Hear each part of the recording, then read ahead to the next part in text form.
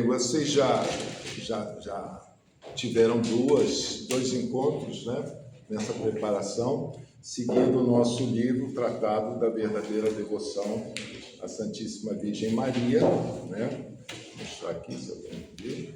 São Luís Maria Grimond de Montfort. Eu não sei exatamente tudo que vocês viram desde que começaram. Esse capítulo 3 que a gente vai ver hoje é um capítulo central, né? Tem umas coisas interessantes, mas antes de entrar nele, eu só queria situar, né, a São Luís Maria Grimond de Montfort, né? Nasceu em 1673 e nasceu em 1673 e morreu em 1716. Né? O tratado foi escrito 4 anos antes dele morrer, 1712. Então, em 1712, lá na França, ele escreve esse tratado. E o que vem acontecer na França daí a pouco? Em 1789, né, Revolução Francesa, né, aquele caos que cai sobre a França. Já vinha fermentando até que a coisa explode na Revolução Francesa.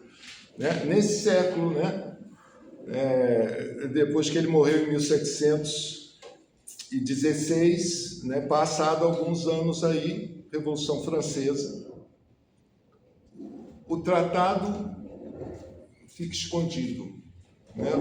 Ninguém descobre ele até 1842.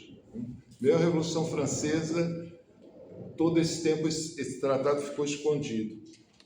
Em 1842 ele é descoberto. Esse século é o século XIX, né? 1800 a 1900. É um século muito cheio de coisas, e muito na França, né? Que é a terra do São Luís Maria. O que acontece em 1800, né?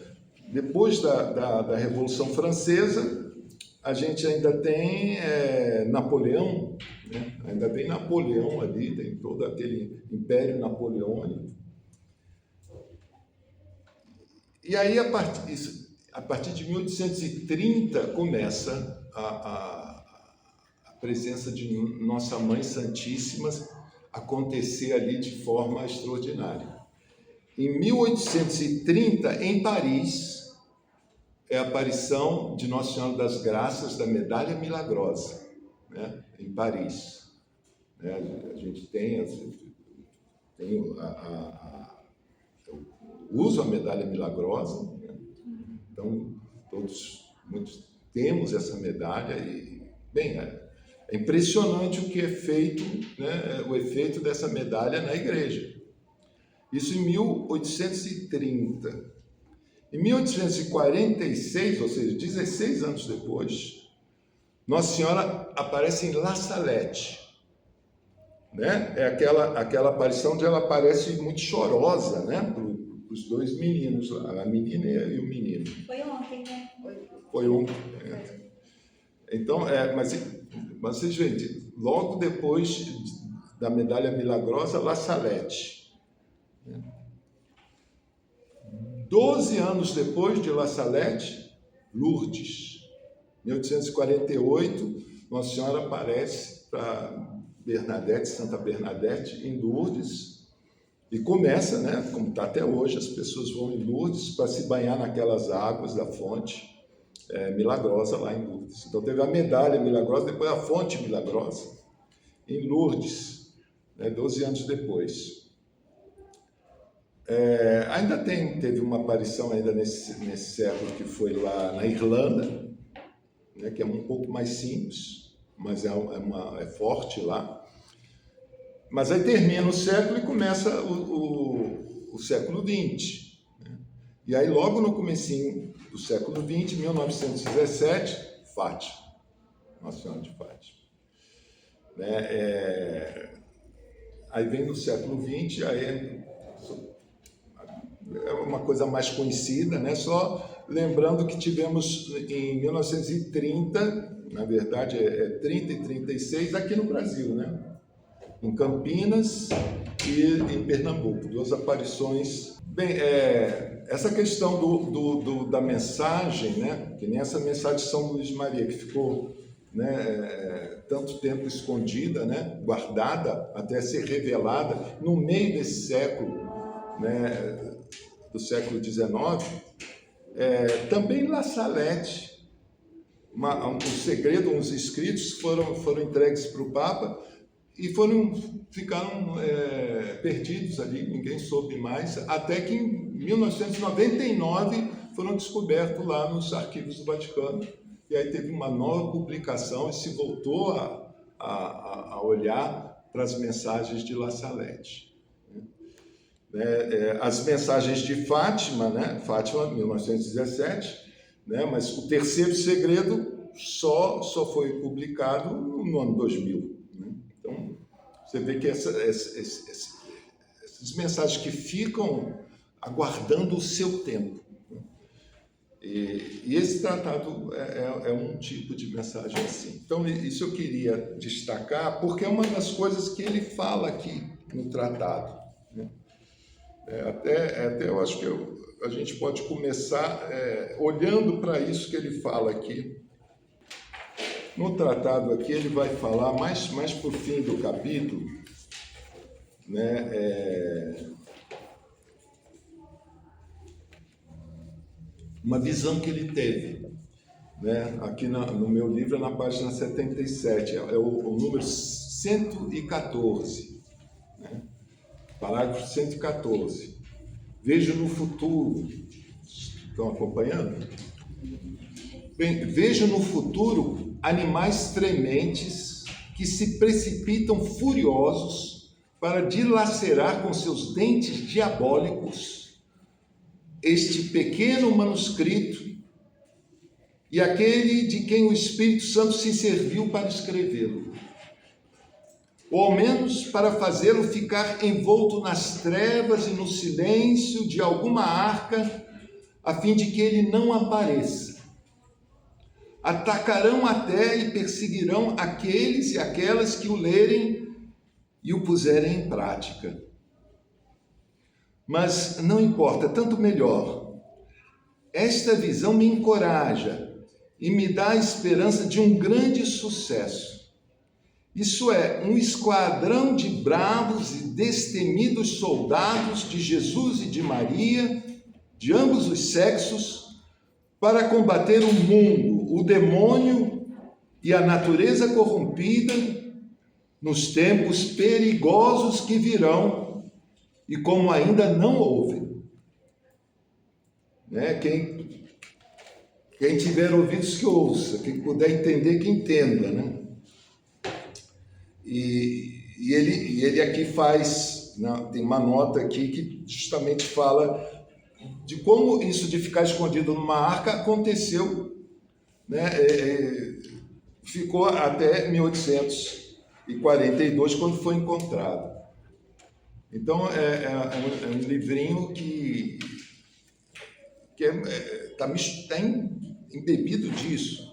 Ele diz que ele vai servir para essa época terrível, né? Um enfrentamento terrível, e que ele prepara você a ser um guerreiro nessa época.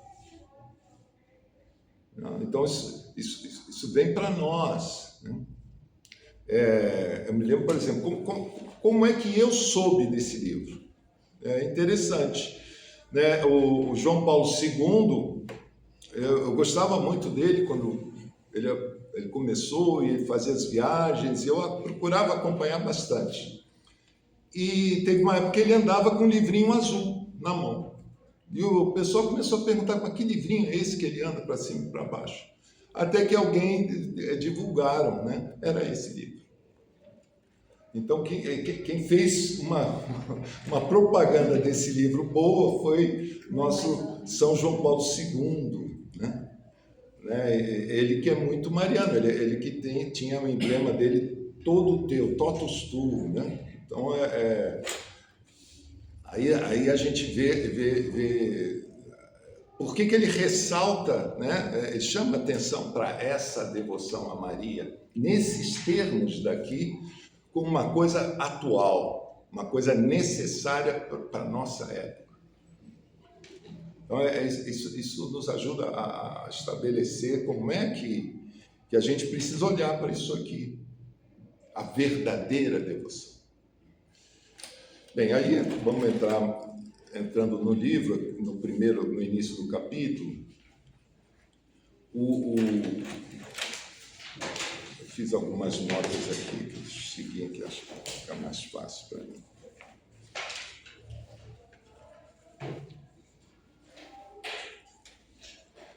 Primeiro, ele está falando da verdadeira devoção, ele destaca, né, que o demônio falsifica aquilo que é valioso. Ele diz, uma moeda que não vale muito, você não vai gastar tempo para falsificar, você vai falsificar uma coisa que tem valor.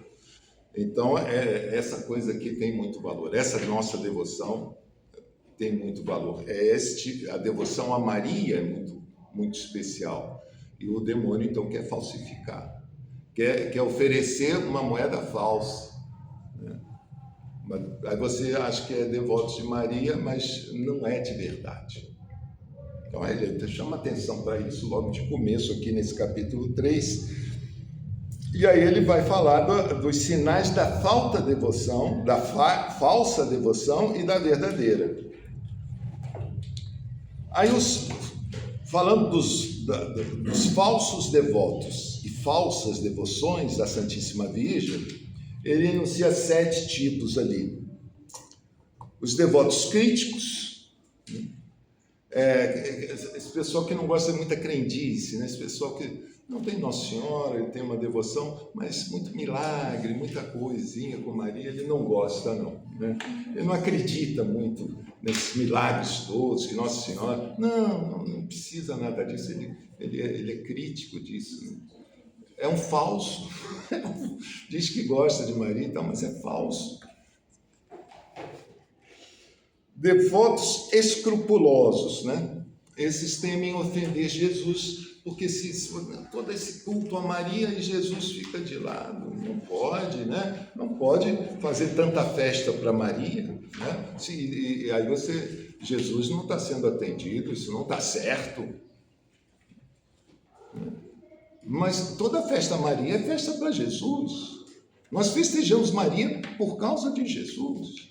Não tem isso, não tem essa briga. Então é um escrúpulo falso, o demônio que bota na cabeça, né, para ele achar isso que possa ter alguma briga a devoção a Maria, né? Na verdade, não tem devoção a Maria suficiente, né, que a gente possa fazer. Por mais que você seja devoto, você devia de ser mais. Porque Maria é realmente algo que Deus nos deu, né? Jesus, no alto da cruz, és tua mãe, não é pouca coisa. Então, ficam com escrúpulos temendo ofender. Devotos exteriores. O que é o devoto exterior? Ele vai dizer que é aquele que faz as coisas mecanicamente. Faz tudo certinho, mas é mecânico, é da boca para fora. Interiormente, ele não está vivendo nada aqui. Só quer aparecer direitinho o que está fazendo. Não entra no coração, entra só nos gestos, nas palavras. Isso é o exterior. Devotos presunçosos. Né? Esse ele dedica mais tempo para falar desse. Esse ele fica nervoso falando do presunçoso, que é aquela pessoa que acha, não, eu sou devoto de Maria, então estou salvo. Ela vai garantir para mim no céu, não levo a vida de qualquer jeito, porque Maria vai me garantir. Eu sou devoto de Maria, faço as coisas para Maria, então estou perfeito. E tem uma vida qualquer, uma vida mundana, né? Mas sou de Maria, então estou garantido. Até ele diz até que alguns gostam de lembrar de um caso que teve de uma pessoa que morreu sem ter se confessado e que Nossa Senhora alcançou que ela pudesse ressuscitar para se confessar e aí morrer de vez, né? Tem realmente um caso assim que não me lembro qual santo, mas não é isso. Então você pode viver de qualquer jeito que Maria vai dar um jeito no final para você se arrepender e ir para o céu. Falso devoto.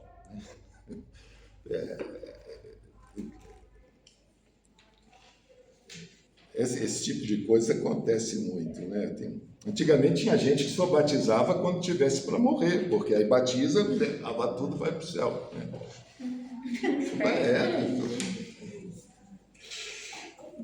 Depois, devotos inconstantes, né? Então, são super fervorosos, estão lá, depois esquece, deixa de lado, de lua, né? É inconstante, a coisa vai, depois perde a graça, fica meio, deixa de lado. Cara, mas você não era? Cadê? Eu acho que algum tipo de inconstância todos nós somos sujeitos, né? Mas não pode se entregar isso a si mesmo. Não é. Então, inconstante também não é para ser. É falso. Hipócritas.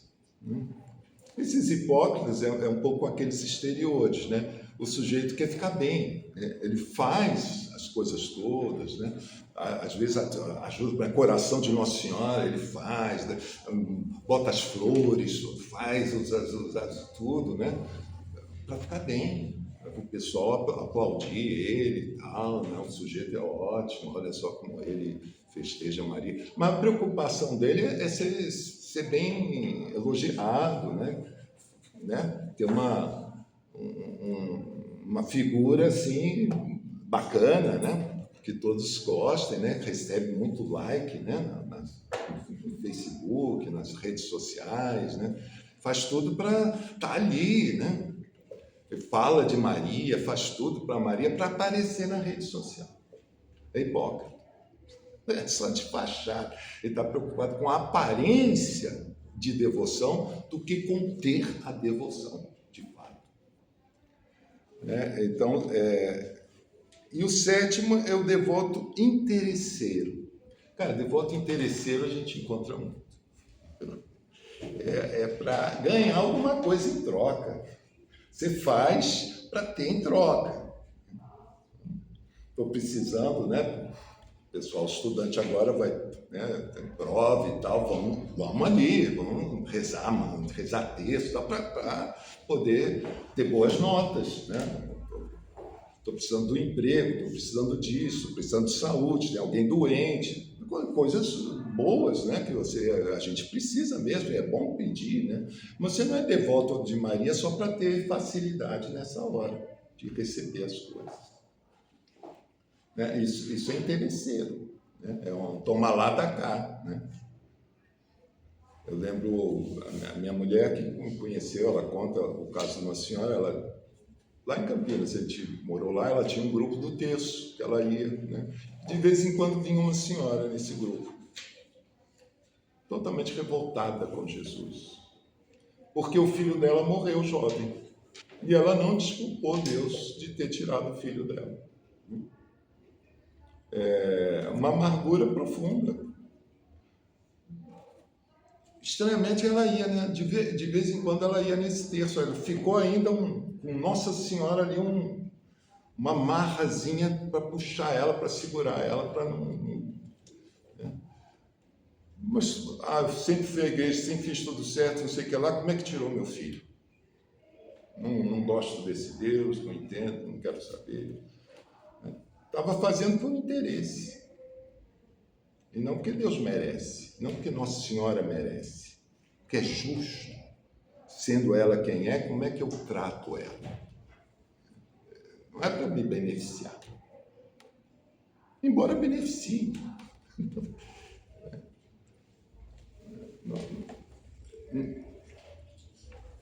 Aí ele vai falar um pouco também mais disso, né? Depois ele vai falar da verdadeira devoção. No ponto 2, a verdadeira devoção à Virgem Maria. Aí primeiro ele diz que é interior do espírito e do coração, da estima e admiração. Então é uma comoção interior diante dessa pessoa, dessa figura, dessa mãe. É algo que me atinge lá dentro, né? Uma admiração.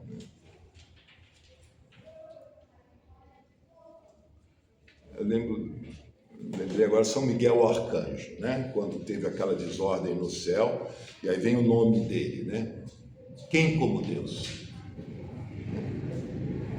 Micael é isso. Quem como Deus? Quem como Maria? Entre nós humanos, quem como Maria? Essa reverência, e essa admiração, esse espanto, que é o que a gente precisa. Um espanto que já o anjo, quando anuncia, manifesta. Ave cheia de graça. Esse termo, cheia de graça, que é o nome, ele não diz Maria, ele diz cheia de graça. É isso que ela é a graça dada. Essa palavra, a palavra grega lá do Evangelho de Lucas, né, tem uma tradução muito difícil, né? Quase não é usada em nenhum outro lugar, né? Essa agraciada. Aqui, onde está a graça? Que graça é essa? Então, essa é uma pergunta, os padres da igreja, o pessoal fica admirado, querendo entender melhor que graça é essa toda. E aí vem algumas coisas, uma noção dessa graça é a Imaculada Conceição. Ela ser concebida sem pecado é uma graça assim, totalmente extraordinária, né? Só Maria foi preservada do pecado original, né? Antevendo, né, os méritos de Cristo, né? É uma ação de Cristo que retroage, né? Age no passado, né? Preservando Maria do pecado, para ela nascer imaculada. Né? E por que a gente pode dizer que talvez seja essa graça? Porque lá em Lourdes, né, o padre manda a Bernadette perguntar, né, aquela visão que ela estava contando, a menina contando, pergunta a ela qual é o nome dela.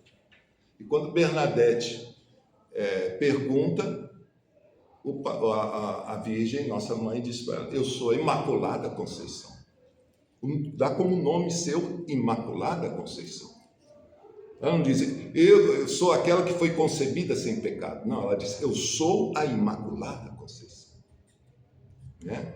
E a Bernadette vai repetindo no caminho, para não esquecer essa palavra que ela não conhecia, nunca tinha ouvido, Imaculada Conceição, em francês lá, e para contar para o padre. E aí tem toda a história, né? A Imaculada Conceição, dogma, né? Da Imaculada Conceição, que Maria tinha sido concebida sem pecado, a igreja tinha colocado. Mas enfim, só para dizer que graça, cheia de graça, a que é concebida sem pecado, essa que é a graça. Mas, então, esse estupor diante dela, né? Que nos cabe. Então, essa a verdadeira devoção parte desse interior. No final do capítulo, ele vai voltar nessa questão do interior. Mas vamos seguir aqui. Depois ele fala uma coisa muito bonita. Ela é terna. Como assim uma devoção terna? Talvez a forma que eu usaria seria dizer materna. Para você ter uma relação como você tem com a sua mãe, com toda simplicidade, com... Né? Tudo que você tiver que falar, ele vai dizer, você não tem que ficar com dedos, não, isso já não vou preocupá-la, né? Porque essas coisinhas, não, é tua mãe, Você tem que ter esse jeito de lidar com a mãe, com Nossa Senhora. Ela é nossa mãe, você tem que assumir isso, né? E aí ter essa tranquilidade, essa simplicidade de falar com ela tudo. São Luís fala tudo, não deixe de falar nada com a tua mãe, né? Partilhe tudo com ela. Não é para esquecer quem ela é, mas ela sendo quem é tua mãe. Então é maravilhoso isso. Então que seja terna. Aí ele fala algumas coisas aqui que eu anotei, né? A alma implora com simplicidade o auxílio desta terna mãe em todo o tempo, lugar e circunstância, nas dúvidas para ser esclarecida, nos desvios para ser reencaminhada, nas tentações para ser sustentada, nas fraquezas para ser fortificada, nas quedas para ser reerguida, nos desânimos para ser encorajada, nos escrúpulos para ser livre deles, nas cruzes, trabalhos e reveses da vida para ser consolada. Numa palavra, em todos os males físicos ou espirituais, Maria é o seu socorro habitual, não receando ela importunar nem desagradar a Jesus. Então é assim.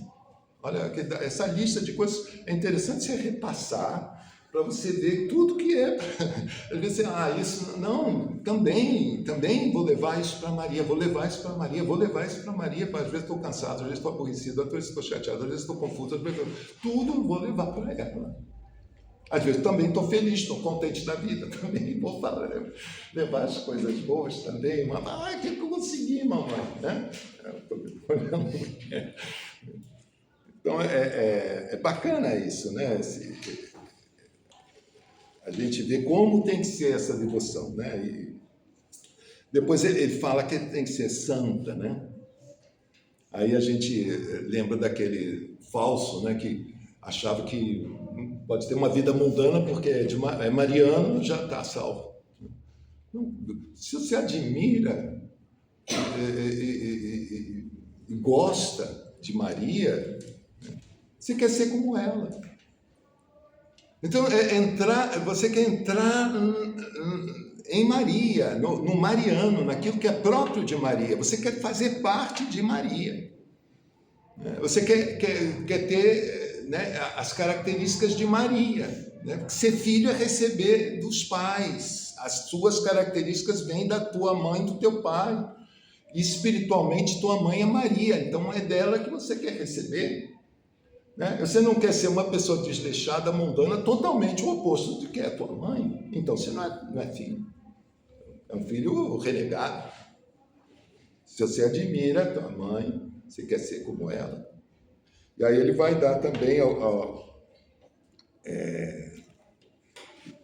leva a alma a evitar o pecado e a imitar as virtudes de Maria. Particularmente, aí destaca uns, eu acho que é bom a gente pegar a sua profunda humildade. Começa por aí. Né? Eu tenho que olhar a humildade de Maria. Como é que ela é humilde?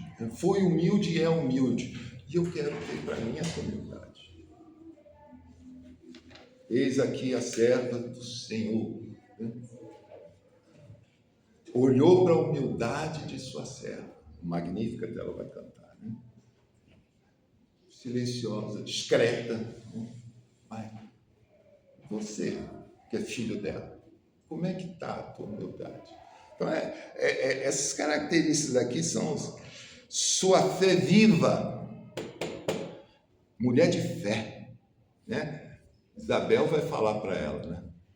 Feliz de você que acreditou no que te foi dito da parte do Senhor, vai se cumprir. Feliz de você que acreditou. É aquela que acredita, é chamada mãe da fé. Como é que está a nossa fé? Como é que nós somos pessoas de fé? Né? E olha que ela não teve vida fácil. Fé é uma fé comprovada, né? Tem um filhinho lá na gruta de Belém, né? Nem sabia onde ia nascer. É só para começar. Na fé, né? Depois desterro, um monte de coisa, né? E para coroar tudo, aos pés da cruz. Mulher de fé. Em pé, diante da cruz.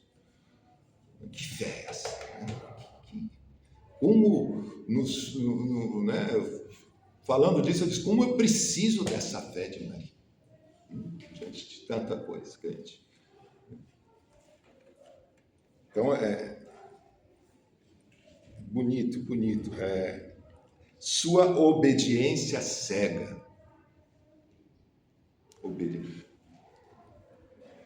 Algumas vezes, no próprio Evangelho, já diz que ela não estava entendendo. Mas ficava no coração, né? Meditando aquelas coisas, né? Se entregando aquelas coisas, mas às vezes sem entender. Não está tudo explicado.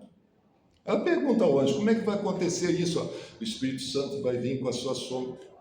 Está entendendo o que é isso exatamente? A sombra do Espírito Santo e vai nascer. Nunca aconteceu isso. Então, não tem uma explicação. A gente vai vivendo sem ter uma explicação de tudo. Obediência. Deus sabe. Né? Deus sabe, Deus cuida. Nós somos obedientes, porque acreditamos, está ligada à fé, a essa obediência cega. A sua contínua oração. Né? Orar sem cessar. Maria está sempre em oração. E nos ensina e nos chama a oração, nos bota na escola da oração. A gente vê nas aparições, as mensagens dela reze. Medjugorje, Fátima. Maria reza. Primeiro sinal de uma oração de Maria, me vem agora, bodas de Caná. Vai falar com Jesus, eles não têm mais vinho, eles precisam da tua ajuda. Ela vai rezar isso, é falar com o nosso Deus. Né? Como é que a situação está. Nós temos que entrar nessa escola de Maria intercessora. Existe um lugar que é o lugar da intercessão no corpo de Cristo, na igreja, né? Tem o lugar da intercessão, dos intercessores. Né? De maneira muito especial, as monjas são intercessoras. Né? Elas ficam lá dedicadas a rezar. Né? Mas nós aqui, que somos do mundo, também temos que ser intercessores. E temos que estar indo de quando em quando lá. A gente está vendo agora, por exemplo, o Frei Gilson, né? O sucesso, né? desse chamado de oração. Com o Instituto Hesed, agora, coisa maravilhosa. Né? Mas é ação de Deus mover as pessoas estão se deixando mover, Deus está puxando e a pessoa está dando um sim para ir rezar. Né? Nossa Senhora vai dizer para as criancinhas em Fátima, tem um monte de gente indo para o inferno que não tem ninguém para rezar por elas. Então a coisa está ruim porque tem pouca oração. Então Nossa Senhora é esse modelo para nós de quem não para de rezar. E nos chama a estar com ela em oração. Mortificação universal. Bem, não é alguém buscando conforto, vida fácil, né? Ficar bem, né? Não foi esse o caminho dela. Né? Então, não é... mas o que eu posso fazer ainda para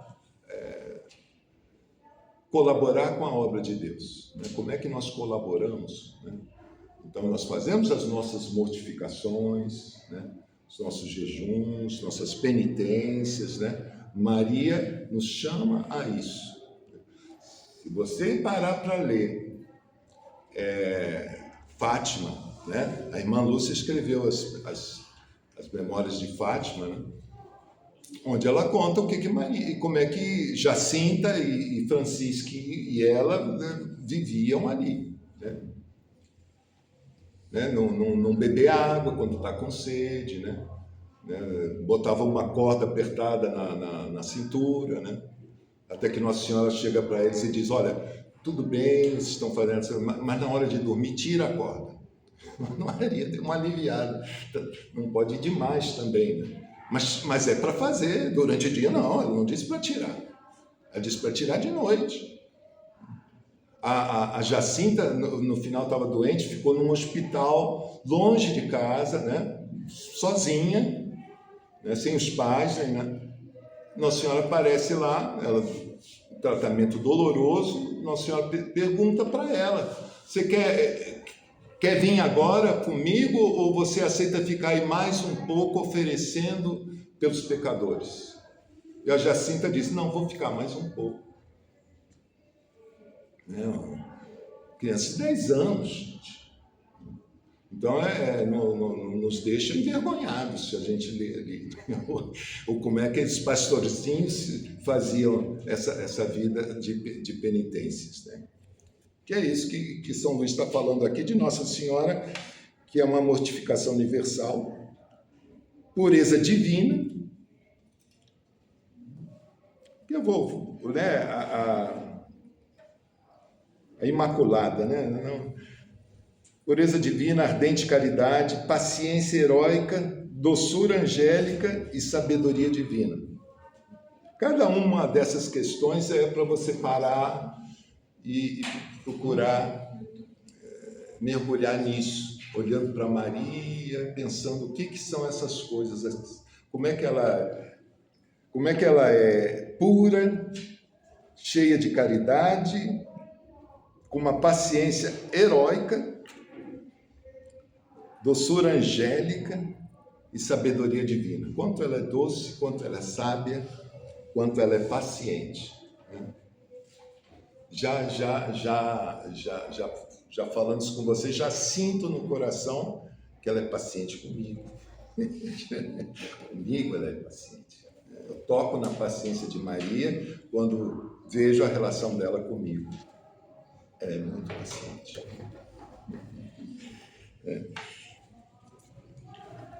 Depois ele fala então são a verdadeira devoção, né? É interior, é eterna, é santa, e depois é constante. Quer dizer, não é modismo, persevera na saúde e na doença, é por fé e não por sentimento, né? Não é modismo, né? Inclusive, às vezes, até essa nossa devoção essa devoção aqui, por exemplo, eu estava na Canção Nova uma época e virou moda. Todo mundo decidiu fazer. Mas por quê? Porque era moda. É porque realmente conheceu e se encantou? Não. Mal conhecia, mas fulano está fazendo, fulano... vou fazer também. Não é assim, né? Não pode ser uma moda. Né? É uma coisa que eu quero de verdade, não porque simplesmente os outros fazem e eu vou fazer também. Ou então uma coisa que eu faço só para me sentir bem, acho legal, acho bacana, né? Ele vai falar mais no final, né? Então ela é constante, né? Não é por sentimentalismo, nem modismo, né? Eu botei aqui, persevera na saúde e na doença, que nem matrimônio, né? Você casa e não, né? Depois ficou difícil, não vou separar, não. Você continua. Desinteressada, né? É porque Maria o merece e basta. É justo com Deus, né? É por isso, para ser justo com Deus. Maria merece, né? É por isso. Eu faço o que é o certo fazer. Eu cheguei a colocar, cara, não tem outra coisa para fazer. Honrar essa mãe que o Senhor nos deu do alto da sua cruz. Aí São Luís fala da esperança de que a devoção atrai devotos bons e fiéis para assim reparar sua ingratidão e infidelidade. Eu achei muito interessante. Porque eu já tive isso também, né? Eu querer, né, falar para as pessoas, né, de alguma coisa boa e tal, porque eu vejo que eu não consigo fazer muito bem, né? De repente, se eu falo para você, você compra a ideia e você vai, pelo menos eu tenho algum mérito, né? Recebo ali alguma coisa ali na beiradinha, né? E ver São Luís Maria falar disso, que ele também, então tomara que muita gente pegue, porque aí compensa as vezes que eu não fui da forma que devia de ter sido, né? Fiel da forma, ter correspondido da forma que deveria. Então, o próprio São Luís fala isso aí nesse capítulo. Então, achei interessante isso. Depois ele vai falar da visão, que a gente já leu, né? E depois vai para o artigo 2º, né? Então, esse artigo 1º, né, ele falou da falsa e da verdadeira, e termina falando da visão, né, desse livro que vai ser combatido e vai ficar esquecido numa arca, como de fato ficou por quase 100 anos. Né? Aí ele vai falar depois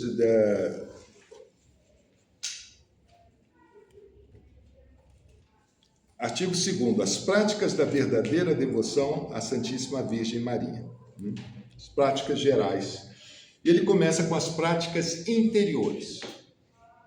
Então, como é que vai ser essa devoção a nível interior? Então, detalhando, né? Aí ele vai, primeiro, práticas interiores. Honrá-la como digna mãe de Deus, com o culto de hiperdulia, ou seja, estimá-la acima de todos os outros santos, como sendo obra-prima da graça e a primeira depois de Jesus Cristo, verdadeiro Deus e verdadeiro homem. É a primeira depois de Jesus Cristo. E acima de todos os outros. Né? Tem um lugar único, né, nessa ordem da graça. Né? Deus, em Deus, Jesus, que é Deus, e abaixo de Jesus, Maria. Depois vem os outros santos. Nada se compara. Ô, Sérgio, uma pergunta aqui. Nessa hierarquia celeste, não tem nada a ver com o tratado, mas eu vou aproveitar aqui. Na hierarquia celeste, Deus Pai, Deus Filho e Espírito Santo, Maria, e São José, ele fica... Depois tem o Miguel Arcanjo, que é o arcanjo maior, né? Talvez depois de Maria. Onde fica São José nessa hierarquia? São José é relativamente recente, né? A recuperação de São José e o destaque dele, né? Como patrono da igreja, né? Isso é uma devoção relativamente bem mais recente do que a de Maria. Mas não se compara. Né? Ele pode ter uma preeminência em relação aos demais santos, né? Mas ele está muito mais perto dos demais santos do que de Maria. Maria é extraordinário, não se compara. Então, por mais que José tenha, mas é uma relativamente recente, não se tem muito elementos aí. Mas são coisas também que vão sendo descobertas, né? Umas coisas que ficam guardadas para, no tempo certo, Deus nos revelar. Né? Então, tem sido revelado, né, que é oportuno, né, recorrer a São José. Vamos recorrer a São José como defensor da igreja. Né? A igreja vem sendo atacada de uma maneira absurda. Temos que recorrer a São José. Então, as famílias, né? As famílias, a igreja doméstica, o pai, a figura paterna, está sendo extremamente bombardeado. São José, valei-nos, né? Valei-nos, São José. Então, práticas interiores, primeiro é honrá-la. Primeira coisa é você ter essa atitude, né, de devoção. Segundo, meditar suas virtudes, privilégios e ações. Você tem que se dedicar a isso, né? Ali, quando a gente falou de quanto ela é santa, ali a gente descreve, né, algumas coisas dela para a gente meditar, mas aqui ele reforça a necessidade da gente estar meditando as suas virtudes, privilégios e ações. Faz parte da preparação para essa devoção as ladainhas. Então tem toda uma sequência de todos os exercícios para quando você for fazer a consagração. E aí, nesses exercícios preparatórios, São Luís recomenda as ladainhas, entre elas a ladainha de Nossa Senhora. A ladainha de Nossa Senhora traz os nomes, os títulos de Nossa Senhora, que a gente tem que meditar, né? Tem que ver realmente tudo isso que ela é, né? Meditar as virtudes dela, como é que ela se comporta, como é que ela faz, como é que ela age. Isso faz parte dessa verdadeira devoção, né? Contemplar suas grandezas, dirigir-lhe atos de amor, de louvor e de reconhecimento. Invocá-la com todo o coração. Oferecer-se e unir-se a ela. Você está com essa atitude de ser dela. Você se oferece para estar com ela, ser dela. E aí, de novo, vem aquele escrúpulo. Não, mas eu não sou de Jesus. Não. É para ela te fazer de Jesus. Você se dá a ela porque ela te faz de Jesus. Ela é instrumento para que você seja de Deus plenamente. O ato de consagração de São Luís Maria deixa isso bem claro. É uma consagração a Jesus por Maria. Mas para Maria te levar, você tem que estar na mão dela. Se você não está nas mãos dela, como é que ela vai te levar? Então você tem que dar a mão para ela. Você tem que se entregar a ela. Essas crianças que a gente vê aí, birrentas, né? Se senta no chão, não quer saber. Como é que a mãe vai levar? Não vamos ser assim, a gente... Mãe! Não, lembrei agora do índiozinho, né? Lá Nossa Senhora de Guadalupe, lá no México, né? Juan Diego, né? Que o tio dele estava doente, ele, com medo de encontrar Nossa Senhora, foi por um caminho, desviou, né? do caminho normal para não encontrar com Nossa Senhora, que já tinha aparecido para ele. Aí Nossa Senhora corta ele no outro caminho. Mas o que houve, João Diego? Aí ele explica, não, é que o meu tio lá estava com medo de... Mas não estou eu aqui, eu que sou a tua mãe. É bonito essa fala. Não estou eu aqui, eu que sou a tua mãe. Né? Então, não vamos fugir de Maria. Né? Tem que se entregar a ela. A verdadeira devoção é assim, a gente não foge dela, a gente se oferece e se une a ela. Faz as suas ações com o fim de lhe agradar. Isso tem que ser um critério para tudo que a gente faz. Agrada a ela. Eu vou fazer isso, agrada? O que eu fiz hoje que não agradou? O que agradou? Quanto que agradou e quanto não agradou? É um bom exame de consciência. Agradou a mãe? Certamente, se agradou ela, agradou Jesus. Se desagradou ela, desagradou Jesus. Ela é uma boa maneira, que ela é plenamente humana como nós, né? Oferecer-se, unir-se a ela, fazer suas ações com o fim de lhe agradar, começar, continuar e terminar todas as ações por ela, nela, com ela, para ela, a fim de as fazer por Jesus Cristo, em Jesus Cristo, com e para Jesus Cristo, nosso último fim. Quer dizer, uma coisa não briga com a outra. Você faz por Maria, com Maria, né, de Maria, para ser de Cristo, por Cristo, com Cristo. Então, essa é a prática interior. Aí vamos falar das práticas externas, né? Ele fala das práticas que a gente conhece, né? Acho que uma das práticas mais, assim, que a gente, mais conhecidas e que ele, né, promove muito é a oração do Rosário. Ele tem livros sobre como meditar o Rosário. Aqui ele fala como meditar o Rosário, mas tem outros livros só sobre o Rosário. Ele tem várias maneiras do Rosário. Uma coisa que eu aprendi dele aqui, né, e que pouca gente faz, eu não sei bem porquê. Você, quando vai fazer a oração do Rosário, você, ao meditar o mistério, né, você associa o mistério a uma graça. Esse mistério te liga a uma graça, a uma bênção. E você pede essa bênção por conta desse mistério com a intercessão de Nossa Senhora. Pela intercessão do Imaculado Coração de Maria, por esse mistério, te peço essa graça. Agora, a associação do mistério com a graça, você tem que fazer um trabalho de meditar, né? Ele já dá umas dicas aqui, ele já dá esse caminho. Mas nem sempre você entende, por que nesse mistério está pedindo essa graça? Não está explícito assim tudo na hora, né? Então, cada mistério, vai pensando nos mistérios, que graça eu peço nesse mistério?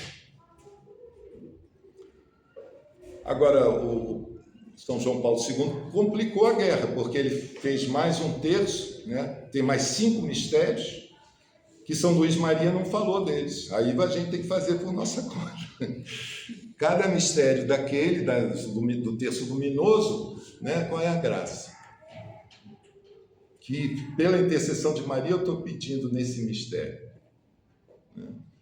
Então são maneiras de rezar. E aí sair daquela maneira exterior mecânica, né? Você faz só, né? Tem 3 maneiras da gente rezar. A primeira maneira é só falar, né? Falou, já vale, já é uma oração. Você está falando a Ave Maria, você está falando. Segunda maneira, você está atento ao que você está falando. Estou falando da Ave Maria, mas estou pensando, estou consciente, estou atento ao que eu estou dizendo, cheia de graça. Senhora, bendita. Estou falando, não é que eu estou fazendo 1000 meditações, mas apenas estou ciente de que eu estou falando isso, porque eu posso estar falando e pensando em outras coisas. Isso acontece comigo, não sei se acontece com vocês. Às vezes eu estou rezando o Salve Rainha, né? E estou pensando mais na melodia, se está afinado ou não está, do que no que eu estou dizendo. Então você tem que rezar, já é válido falar, mas se você, além da voz, você tem a mente junta, é o segundo nível. O terceiro nível é você ter consciência de para quem você está falando. Então, na tua oração, quando você está ciente diante de quem você está, tem um outro nível, é uma outra qualidade de oração. Isso serve para Maria, mas também todas as orações que você faz. É totalmente diferente quando você está bem presente de quem está ali diante de você. Nem sempre isso é fácil. Às vezes a gente, Santíssimo, né? Principalmente o Santíssimo exposto, nos ajuda muito a estar diante dele, né? E sabendo que na hóstia está Maria, né? Nossa Senhora está ali, é o corpo de Cristo, né? É o corpo de Cristo, está todo o corpo de Cristo. Ali está Jesus, Maria e os santos. Isso é doutrina, né? Então, isso é bem bom, é bom a gente ter isso presente, né? Então, você está diante da pessoa, dá outro nível a tua oração. Você não precisa esperar estar diante do Santíssimo, né? Mas às vezes você está diante de uma imagem de Maria e você está falando com ela, né? Às vezes nem precisa a imagem, mas você está falando com ela. A gente tem que caminhar para isso, né? Já estamos no nosso tempo, né? Então falamos do Rosário, já falei da ladainha de Nossa Senhora. não vou falar de tudo que ele falou lá, ele tem várias, né? E depois daquelas teve outras que vieram. Eu falo do Ângelus, é uma oração que eu gosto muito, a igreja gosta muito, sempre gostou muito. O Ângelus, né? Que você é a saudação angélica, né? Você vai lá, o que o anjo fala, não, o anjo anunciou a Maria, eis aqui a escrava do Senhor, e o verbo divino se fez carne, e depois faz a oração final. Então, essa oração do anjo geralmente se faz de manhã, ao meio-dia, às 6 da tarde. Eu faço às 6 da tarde, a gente sempre faz, né? com destaque às 6 da tarde. Então, a oração do Ângelus, o ofício da Imaculada, não sei se vocês, quem conhece o ofício da Imaculada, né? Assim como tem a oração das horas na igreja, né? Que os monges fazem, né? Ali também você tem todos os textozinhos com títulos de Maria, bonito, porque vai vendo todas as imagens de Maria desde o Antigo Testamento, né? Velo de Gedeão, né? A Arca da Aliança, todas as imagens dela no Antigo Testamento tem nesse Tem cantado, né? tem cantado, o Reset tem a Kelly Patrícia fez esse é muito bonito, esse ofício da Imaculada. Eu trouxe aqui a novena de Nossa Senhora das Graças, tem N novenas, mas eu trouxe essa porque essa é uma que eu sempre fiz muito em família, com um grande fruto, né? E porque ela pede, os pedidos dela também são muito bons, né? Nos ajudam, porque pede a santidade, né? Então, Nossa Senhora das Graças, que é da Medalha Milagrosa, é uma novena, mas tem outras, né? Eu trouxe aqui o terço das dores de Maria, né? Das 7 dores, né? Então, são 7 grupos de 7, né? São 7 grupos de 7, dá 49 Ave Marias que você reza aqui, e tem a forma própria de rezar. Nossa Senhora das Dores, ela apareceu em Quibeiro, na África, né? E aí teve as videntes, ela fez a profecia de que haveria um banho de sangue. Eu não sei se vocês viram aquele filme Hotel Ruanda, né? Justamente retrata como foi esse banho de sangue. Foi uma carnificina, uma guerra civil que houve lá. E aquilo que as meninas viram se cumpriu plenamente. E ela lá recomendava esse terço das dores, das 7 dores de Maria, e ela dizia que é muito bom para você ajudar a ver quais são os teus pecados. O teu processo de conversão é muito bom fazer esse terço. Se vocês procurarem terço das 7 dores de Maria, né, de terço de Nossa Senhora das Dores, tem lá as orações. Também posso depois pedir para botar no site, né, para a gente ter lá também a forma própria, né, que ela deu nessa aparição. Ela deu as orações iniciais, finais, como é que você esqueminha para você usar. Ele fala de hinos, Magníficas, Salve Rainha, Maris Estela, são alguns, né, desses mais clássicos, né, mas tem vários outros. E agora, eu disse que no final ele voltava a essa questão do interior e do exterior. E eu quero voltar aqui, terminando, ler daqui o que ele fala, só para a gente concluir, tá bom? Lá no 119, é o último parágrafo do capítulo 3, né? Ele vai falar dessa verdadeira prática que ele vai ainda esmiuçar para a gente ao longo do livro, né? Mas ele está dando aqui as características e dizendo que não tem nada melhor do que isso que ele vai passar. Mas antes ele fala nesse 119, né? A gente pode ir lendo. O essencial desta devoção consiste no interior que ela deve formar. Ela vai formar um interior. E por esse motivo não será compreendida igualmente por todo mundo. Alguns hão de deter-se no que ela tem de exterior e não passarão avante. E estes serão o maior número. A maioria fica no exterior. Outros, em número reduzido, entrarão em seu interior, vão começar a viver a parte melhor. Outros, em número reduzido, entrarão em seu interior, mas subirão apenas um degrau. Quer dizer, mesmo no interior tem degraus, né? Então, aqueles que ficam só no exterior, aqueles que vão no interior, mas só ficam no primeiro degrau, quem alcançará o segundo? Ele se pergunta, quem se elevará até o terceiro? E quem finalmente se identificará nesta devoção? Ele vai dizer, aquele somente a quem o Espírito de Jesus Cristo revelar este segredo. Você precisa de uma ação de Deus te revelando, né, para você se identificar. Esse é o quarto nível, você se identifica, né? E sou eu, essa devoção sou eu sou assim, eu estou aqui, né? Se impregnou de tal maneira disso aqui, dessa devoção. Você chega nesse quarto nível, nesse quarto degrau, né?